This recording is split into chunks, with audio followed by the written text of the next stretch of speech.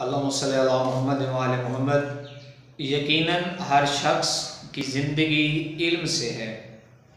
انسان تعلیم کے ذریعے، سورس آف ایجوکیشن کے ذریعے پروموشن اس کی ہو سکتی ہے، اس کی ترقی ہو سکتی ہے۔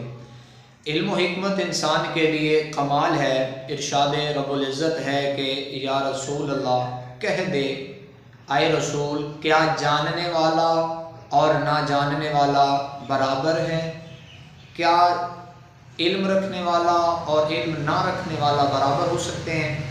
حضور اکرم صلی اللہ علیہ وسلم فرماتے ہیں کہ طالب علم کے لیے، جو علم حاصل کرتا ہے، طالب علم کے لیے دنیا کی ہر شے، ہر چیز اس کے لیے دعا کرتی ہے، حتیٰ کہ نبی فرماتے ہیں کہ سمندر کی مچھلیاں بھی اس کے لیے دعا کرتی ہیں۔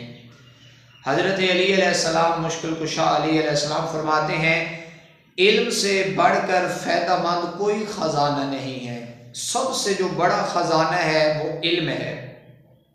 اور علم ایسی ایک آپ کہہ دیں، علم ایک ایسی طاقت ہے کہ اس کو آپ سے کوئی چھین نہیں سکتا۔ اسے علم آپ کے پاس ہے تو کوئی اسے چھین نہیں سکتا۔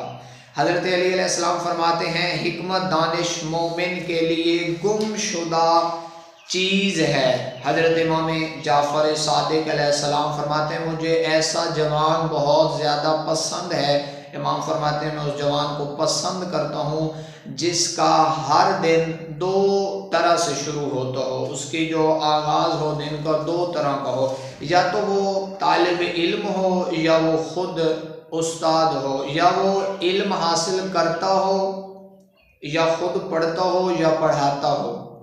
ایسا جوان امام فرماتے ہیں کہ مجھے پسند ہے۔ اگر نہ طالب علم ہے اور نہ وہ ٹیچر ہے، نہ اسٹوڈنٹ ہے، ایسے افراد اپنے فریضے میں کوتاہی کرنے والے ہیں۔ میری نظروں میں ایسا وظیفے میں کوتاہی کرنے والا جوانی کو ضائع کرنے والا ہے۔ مولا فرماتے ہیں کہ وہ اپنی جوانی کو ضائع کر رہا ہے۔